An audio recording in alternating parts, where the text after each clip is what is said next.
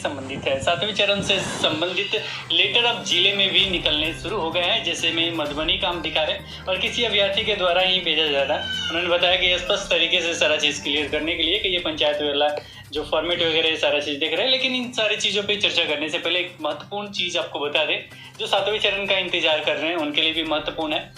कुछ अभ्यर्थी ऐसे भी हैं जो बीटेड करवाना चाहते हैं और वो चाहते हैं कि वो संपर्क किया जाए। तो अभी हम फिलहाल आपको फाइनल बता दें कि सरकार का, गवर्नमेंट का भी कोई भी ऐसा मंशा नहीं है कि बीटेड होगा, क्योंकि अगर ऐसा कुछ होता प्लानिंग वगैरह तो कुछ और ही चीज़ें सामने आती कि ऐसा कुछ नहीं है कि बीटेड होगा। बीटेड बिल्कुल अभी नहीं होने जा रहा है।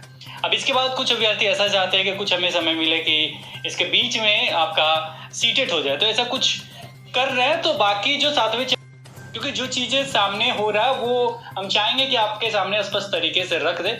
स्पष्ट तरीके से कुछ अभ्यर्थी ऐसा चाह रहा है। तो पहला चीज़ ये क्लियर है कि अभी बीटेड नहीं होने जा रहा है। और कुछ अभ्यर्थी ये भी चाहते हैं कि देरी हो, तो इसके लिए किसको काम करना होगा?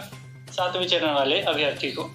तो आप लोग देखते रहिए। फिलहाल ये फॉर्मेट और ये मधुबनी में क्या कुछ लेटर निकला है, पत्रांक संख्या 3228 है और ये सारा चीज़ है ही। नीचे चलेंगे, विषय से पढ़ेंगे और इसके साथ ही हम ये भी चाहेंगे कि सातवें चरण के ग्रुप वगैरह में डाल दीजिए, क्योंकि जो इम्पोर्टेंट जो स्टार्टिंग में जो हमने मैटर बोला है वो समझ के अच्छे तरीके से इस पर कार्य करें, क्योंकि आपको हर हालत में सातवां चरण जल्द से जल्द स्टार्ट कराना है।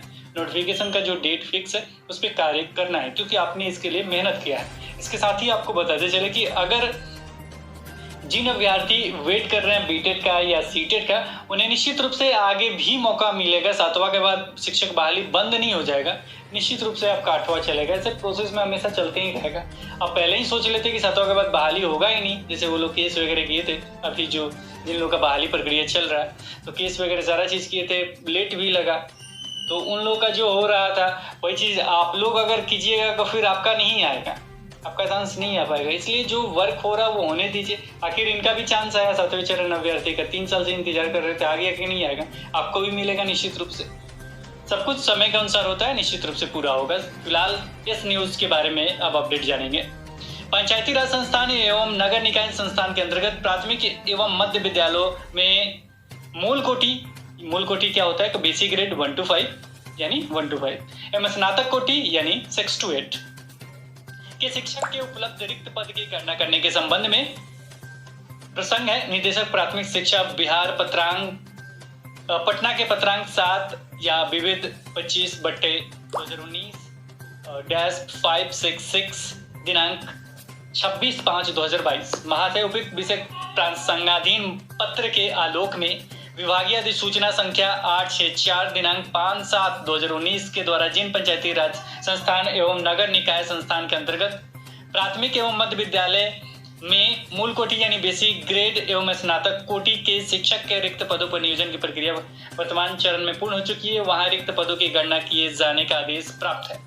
निदेशालय से उपरोक्त आदेश के आलोक में आप सभी को निर्देशित किया जाता है कि अपने नियोजन इकाई के अंतर्गत अवस्थित विद्यालयों में दिनांक 31/3/2022 की स्थिति के अनुसार विद्यालयवार एवं नियोजन इकाईवार रिक्त पदों की गणना कर इस पत्र के साथ संलग्न 1 के रूप में संलग्न विहित प्रपत्र में वांछित प्रतिवेदन दिनांक 15/6/2022 तक इस कार्यालय को उपलब्ध कराना सुनिश्चित किया जाए। 15/6/2022 तक वर्तमान में पूर्ण की गई नियोजन की प्रक्रिया में उपलब्ध कराए गए रिक्ति की गणना वर्ष 2012 में की गई थी।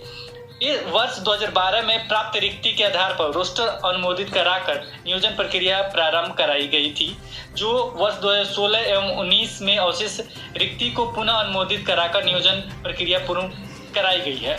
इस स्थिति में आप निर्देशित हैं कि वर्ष 2019 में प्राप्त कराए गए रोस्टर बिंदु के विरुद्ध वर्तमान चरणों में पूर्ण की गई प्रक्रिया के तहत नियुक्त शिक्षकों का नाम कोटिवार इस पत्र के साथ संलग्न 2 के रूप में विहित प्रपत्र में वांछित सूचना भरकर दिनांक 15/6/2022 तक अचूक रूप से इस कार्यालय को उपलब्ध कराना सुनिश्चित किया जाए। ये सारे चीज लिखे गए, नीचे में आपका सिग्नेचर है और डेट लिखा गया है। यहाँ पे देख सकते हैं रिक्ति की गणना 31/3/2022 की स्थिति के अनुसार यानी 31 मार्च 2022 के स्थिति के अनुसार कार्यालय जिला शिक्षा पदाधिकारी मधुबनी 7वें चरण हेतु रिक्त पदों की गणना से संबंधित प्रतिवेदन है, डायरेक्ट लिखा गया है 7वें चरण। कोटि क्या है, मूल कोटि है, बेसिक ग्रेड है, और किस हेतु है, तो ये पंचायत हेतु है।